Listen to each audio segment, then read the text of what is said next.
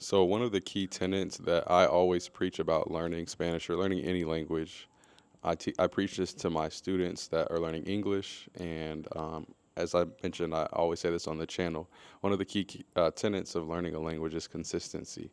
Um, I think consistency is one of the most important things. That accumulation of time consistently over time is what I think has led to an efficient path to fluency according to my definition of fluency in the Spanish language for me. What I will say though is that I do think that there are benefits to taking a break in the language learning process. And so the title of this video essentially will be why taking a break from Spanish may be the best thing that you can do for your Spanish progress. Give me 1 second. My neighbor is talking over here. So I thought about this video idea for a specific reason that's personal. I really don't like getting into my personal business on my YouTube channel, but you all do know, and you followed my life indirectly. Those of you that have followed me for a while, you followed me moving out of an apartment, followed me buying a house, and all that kind of stuff. And so I mentioned in my 4.5 year Spanish speaking progress video that my father was sick.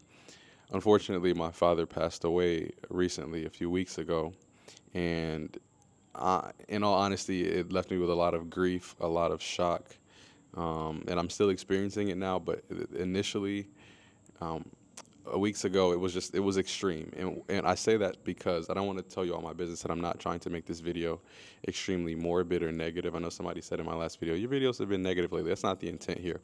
This is actually a fairly positive video. But long story short, I gave you all that context because I've not been in the mood to really consume the Spanish language actively, read books in Spanish. I'll insert a clip here. Before the summer started, you guys know I'm a teacher, so I have summers off. I still tutor math privately in the summer, but I purchased a lot of books that I was extremely excited to read. I was extremely excited about improving my Spanish vocabulary. Even at the start of the summer, I actually had jury duty in Atlanta at the federal courthouse, and before the case, I was reading this book and I was learning words like breastfeed and just unique random words that I never come across just consuming the language regularly. But after my father passed, because of just some of the psychological impacts of his death, some of those impacts, I had no desire to even eat at first, let alone consume the Spanish language actively. And for me, active consumption involves reading books that challenge me. And so I essentially took a break, like a 3 to 4 week break. 3 weeks at this point, a 3 week break from the Spanish language. I really wasn't consuming it much. I wasn't speaking it at all, really. It's just recently, within the last 4 or 5 days, that I've actually started doing that again. The point that I want to make here, and the reason I bring that up again, I'm repeating myself, is because I've noticed after I took this break of close to a month of not consuming the language much. Again, like my phone's in Spanish. I watch YouTube sometimes in Spanish, so that kind of stuff. But I'm saying active consumption. I've noticed that after a month of not doing that, I have seen an improvement in my Spanish, an improvement, a tangible improvement. And when I say in my Spanish, I'm particularly talking about um, the fluidity with which I speak. I don't think I generally have a problem with fluidity, and I'm using that to describe just being able to communicate my ideas without pauses, without stuttering, without errors. It's generally fine, but I've seen a tangible increase in that. And how do I know this? I told you all I haven't been speaking Spanish, but um, at the schools that I work at, the parents know that I speak Spanish. My students that speak Spanish, their parents know that I speak Spanish. And so they kind of use me as the line of communication through the school. And that's part of my job responsibility for those of us that are bilingual, to kind of be a conduit, um, a communicator between our students' home life and the school. And so one of the parents of the students that I had last year, she called me and was talking about next year for her son and da da da. And I had to inform her, like, sorry, they moved me to a different school, but we can still be in contact. And then we got to talking a lot. And again, they kind of they know me now. Like, we've communicated with each other. They knew the situation with my dad. We talked about my dad, and she kind of consoled me a little bit. So long story short, we talked for a long time, a long time. And whenever I talk to this parent, we normally talk for a long time. They're from Mexico. And yeah, so we just talk. She's cool. Like, they're a cool family. I know their dad and everything. And so either way, I noticed during that conversation, after that conversation, even though my mood wasn't really high, even though I wasn't actively concentrating, the Spanish language was flowing for me in a way that I just tangibly saw and felt an increase in my Spanish since the last time that I communicated, like in this long form format, maybe a month ago. I just saw an improvement in that. And so I wanted to talk about why in this video. I've been talking for 4 minutes now.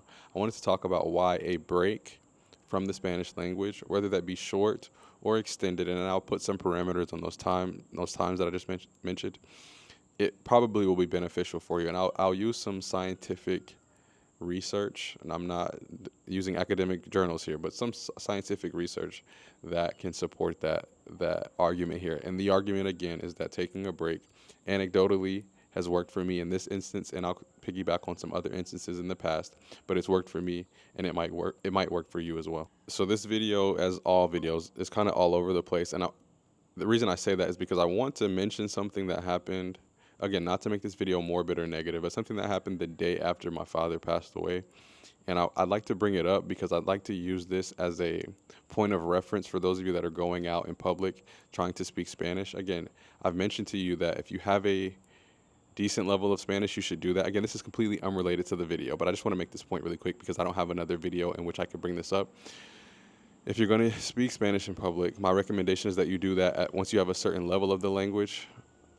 My neighbors, give me 1 second. And the other point that I wanted to make is that you shouldn't take somebody's response to you speaking Spanish personally. Why is that? Again, complete side note. The day after my father passed away, I had to go to not Home Depot, Office Depot, because my printer doesn't work consistently. And so I went to Office Depot to get a document printed.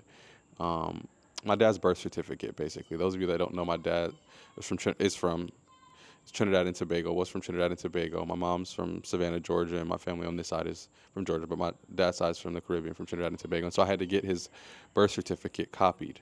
Well, the gentleman that was helping me check out, he's making jokes, little corny jokes, wanting to laugh the whole time. And I wasn't rude to him, but I didn't fake laugh. I didn't play the fake humor game with him.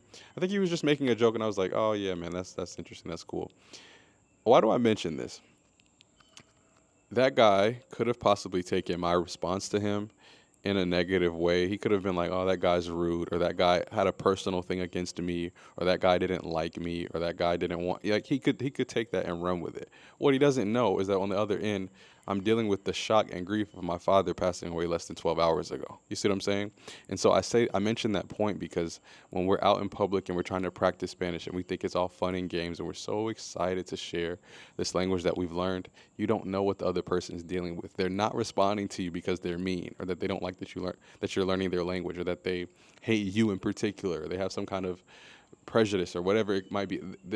People are living their lives, okay? And so I just wanted to, hopefully I didn't go over 2 minutes with this. I didn't. I just wanted to add this here before I jump back into the point that I was making about the benefits of taking breaks. Here we go. So I can confidently say that throughout the entire language learning journey, I have not taken more than, outside of this recent instance, and again, at this point, it's not that big of a deal, but I'm saying when I was actively learning, I never took more than 3 to 4 days off from consuming the Spanish language in some form, whether that be reading, speaking, listening, writing something. I was always consuming the language or interacting with the language at some point.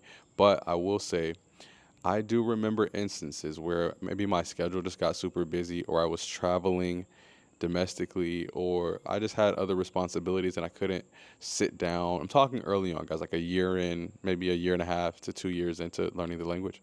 Times where I couldn't sit down and consume the language for maybe 3, 4 days. I distinctly remember coming back and my memory being better, or my ability to speak being better, or my comprehension of a grammar structure being better, even though I wasn't actively doing anything in that time. And so it's a weird phenomenon that I noticed with my Spanish. I still notice it with my Spanish. And I also noticed it when I was younger with other skills that I participated in. I grew up playing basketball, and I remember there would be times where I go 2 weeks without playing basketball. And I go into the gym, and I just wouldn't miss. And it just felt good. And it wasn't like a luck thing. It was a tangible feeling of an improvement in my skill level, even though I hadn't been interacting with the sport. The same thing happened for me when I played guitar from the ages of like 18 to 25. I can still play guitar now. I actually put a link to a YouTube channel that I have with my guitar videos. I'll put that here. If you guys, so you guys can check that out if you don't believe me. But either way, the same thing happened with the guitar. There would be instances where maybe my hands would hurt or I'd just be tired. Guitar is a very demanding. I used to play acoustic guitar, and at least for me, it was demanding. It would take energy from me, and so there would be times where I'd go periods of time not playing. I'd come back, and oh my gosh, I could finger style and I could play the chorus no problem. I was able to come up with new melodies and new songs. It just felt better after a break. I've done some research into this, and this is not something that if you've experienced that you're making up. It's not something that I'm making up. There's scientific evidence to support this. And so I'm going to be looking down because I'm going to be reading a little bit of some notes that I took from the research that I found. But essentially, give me one second. So essentially, from the research that I found, when we take breaks from skill acquisition, basically when we're acquiring a skill and we take breaks from that, we give our brains time to compile the information that we're learning, and we give our brains time to store that in our subconscious mind. What, and I know that's obvious, but what I mean is if you're consistently, consciously learning, you're not giving your brain time to compile that information. Of course, when we go to sleep, it does that, but I'm saying at a larger scale. And again, I'm not a neuroscientist, but deep in your subconscious mind, when you have spaces in between periods of active learning, you give your brain time to solidify that knowledge, to store that knowledge. And so that's why when you come back to it after an extended period of time versus coming back to information after a short period of time, it seems that you're better with it. It seems that you remember it better. Um, again, for example, let's say you learn a grammar structure. You take 3 days to learn a grammar structure, and these gnats are killing me. You learn 3 days. Sorry, guys. You take 3 days. You take 3 days. You take 3 days to learn a grammar structure, and you come back the following day. So on the fourth consecutive day, you come back and you try to assess your understanding of it. Well, your brain has not had time to compile that information. And again, this is an obvious point, but I don't think we think about this really. Your brain has not had time to compile the information. Again, I know this is like a kind of pseudoscience. I'm going to give you an actual scientific researcher who's Lithuanian who studied this phenomena. But basically, you don't give your brain time enough to solidify that. Versus if you go 3 days studying a grammar structure, then you spend maybe a week away from that structure actively studying it, and you come back to it. Your brain had at that point has had time to study it, to explore it, and to my neighbors are looking at me. Give me one second. I'm going to turn on my camera. So yeah, I got distracted. My neighbors started talking to me, but yeah, that accumulation of time during those breaks to allow our subconscious mind to compile the information and to store it is extremely helpful. There is a Lithuanian scientist that studied this. I'm going to read the phenomena that he explored here, and then I'll contextualize it in terms of how it impacts us as people that are language learners. So the effect is called the Zeigarnik. I'm not familiar with Lithuanian last names, but Zeigarnik effect, the Zeigarnik effect. I'll read this. The Zeigarnik effect is something you probably experience more often than you realize. When you start working on a task, but you do not complete it, thoughts of the unfinished work will probably continue to pop into your mind, even when you've moved on to other things. These thoughts urge you to go back and finish the task that you started. This effect is also why you keep thinking about a page-turner novel you're halfway through or a video game you haven't yet beat. That's just a short excerpt of an explanation of this effect. But what I found is that basically our brains are programmed to remember things that we have not completed. And again, the argument for why that is could be endless, you know what I mean? But our brains are programmed cognitively to put things that we have not finished at the front of our mind. That's why if you know you have something that you need to do that you're procrastinating with, it's always at the front of your mind. Well, if you study something, if you study something in Spanish and you stop and you give yourself a break and you don't force yourself to continue to slog away at it and you give yourself a break subconsciously or consciously, I'm not sure if this effect is subconscious or conscious. So again, I keep getting distracted. My neighbor across the street, who's a nice lady, is starting to whoop her grandson because he keeps running away from her and doing all this stuff. So I'm getting distracted. But yeah, basically, if you stop what you're doing, you take that break, a lot of the information, again, according to this could be a stretch, guys, but hopefully you guys acknowledge this phenomena. I don't know if this would align perfectly with this guy. Again, how do you pronounce his name? Zeigarnik, the Zeigarnik effect. But essentially, if you stop and not, if you don't force yourself to learn something completely and you stop and give yourself a break, psychologically that's typically at the front of your mind, and therefore that hopefully heightens your ability to catch that thing in the future after the break, to recognize what you're seeing a little better after you take that break. And again, the science behind it, yes, there, but just anecdotally, I've experienced that. Like, I would study a grammar structure, particularly like reflexive verbs or indirect object pronouns. I'm getting better with these grammar terms, as you all can see. And I remember studying them, and luckily I had the guidance of Steve Kaufman to tell me, like, hey, if you don't get something, take a break. It's not that big of a deal. But I would study something, I wouldn't understand it fully. I'd come back to it maybe after a week, and I'd be like, oh, this makes sense. And I'll give you a final example before I close. I'll give you actually two examples. Um, there's a song called Cien Preguntas by Osuna. And the beginning of the song says, Tu amiga me contó que el noviocito que tenías te dejó. I tried to interpret the lyrics of this song before I understood, sorry, the irony of me making that mistake. Before I understood the preterite, the simple past tense, and I just made a mistake with the past tense in English. But before I understood that, um, and so I didn't understand these accent marks, all this stuff.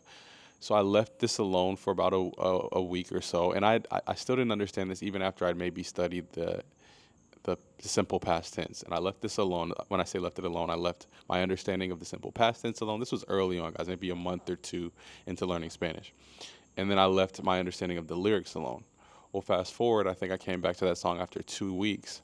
And after looking through the lyrics and listening, I'm like, oh, tu amiga me contó, your friend told me que el noviocito, cito is a diminutive, I don't know what that's called. Ah, noviocito, novio, que tenías, that's past tense, te dejó. Ah, starting to make sense, okay? And so that time that you give yourself, it's extremely beneficial. And again, I've learned that unfortunately, not unfortunately, but as a result of the recent break that I've psychologically had to take from Spanish. Luckily, I'm doing better now. But that, my neighbors, this is so weird. Give me a second. So, yes, this experience, along with my previous experiences taking breaks learning Spanish, along with my own personal experience learning Swahili and taking a break from that, along with my own anecdotal experience with other skills like basketball, like playing guitar. Even at one point, I attempted to learn to play the piano, and the same thing happened when I took short periods of time where I had breaks. I noticed that I made a lot of improvements. My neighbor is eavesdropping on me right now. This is extremely weird.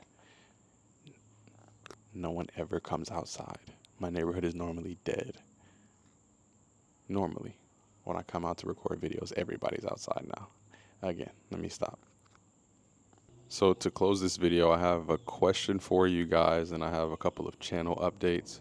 The question that I have is, in general, what kind of content would you all like to see? I, again, I'm always making changes on my channel.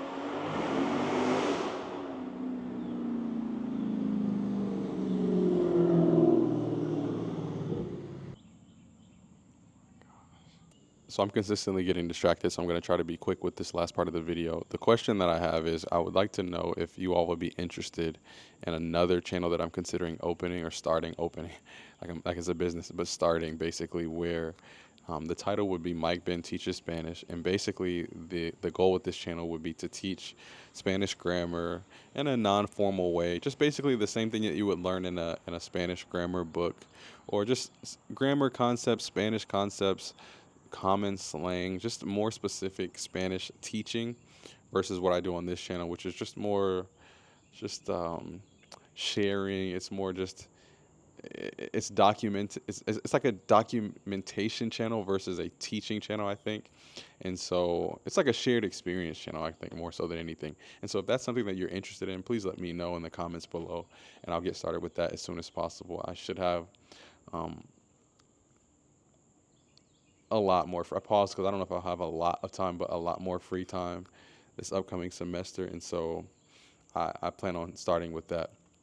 The other thing I'd like to ask is, I have financially planned to to be able to travel. I've saved thousands of dollars to be able to travel in September, in November, in December for like weeks at a time, and in January, God willing, of 2025, in February of 2025, in April of 2025, I basically could do un recorrido, like a trip through Latin America to visit a lot of my friends that I haven't visited. I'm talking all the way down to Argentina and Uruguay, to Colombia again, to a lot of different countries. I have that opportunity now that I'm finishing graduate school and I don't have to.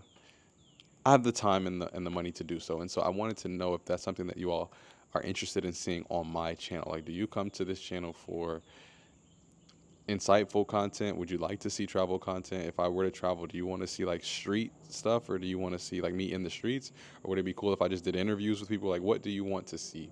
I know anytime I solicit information from you guys, someone always in a love with a loving heart always says, Michael, do what you want to do. Do what you want to do. This channel is yours. Do what you want to do, and I appreciate that.